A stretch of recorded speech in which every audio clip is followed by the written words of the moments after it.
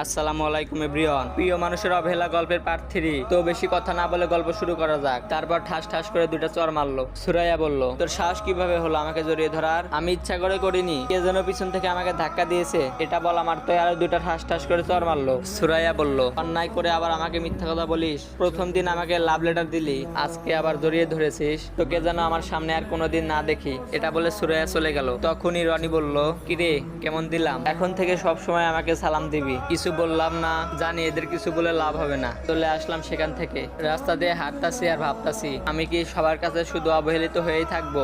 বাইরের পৃথিবীটা যে কত কষ্টের তা এখন আমি বুঝতে পারছি। বাসায় চলে আসলাম। আজকে আর ঘুমালাম না, ঠিক টাইমে হোটেলে চলে আসলাম। তখনই হোটেলের ম্যানেজার বলল, আশিক এই খাবারগুলো ওই টেবিলে দিয়ে আসো। আমি বললাম, আচ্ছা স্যার। খাবার দিতে গেলাম, তখনই একটা মেয়ে বলল, খাবার দিতে এত দেরি লাগে? সে কখন থেকে অপেক্ষা করছি। আমি বললাম, ঠিক টাইমেই তো দিলাম ম্যাডাম। আবার মুখে মুখে কথা, যাও এখান থেকে। চলে আসলাম ওখান থেকে, ঠিক টাইমে খাবার দিলাম, তাও বলে যে দেরি হয়েছে। হোটেলের কাজ শেষ করে বাসায় চলে আসলাম। কিছুক্ষণ পরার পর ঘুমাতে গেলাম। শুয়ে শুয়ে ভাবছি আমার জীবনের লক্ষ্য কি। এই দুনিয়ায় তো আমার কেউ নেই, না আছে কোনো আত্মীয় স্বজন, না আছে কোনো বন্ধু। আমার সাথে তো কেউ ভালো ব্যবহার করে না। জানি না এই অবহেলিত জীবনের সমাপ্তি কবে ঘটবে। আমি মরে গেলে আমার লাশ দাফন করার মতো কেউ থাকবে না। এসব ভাবছি আর দু চোখ বয়ে পানি পড়ছে। সকালে ঘুম থেকে উঠে কিছুক্ষণ পড়লাম। তো এভরিওয়ান, আজকে এই পর্যন্তই। ধন্যবাদ।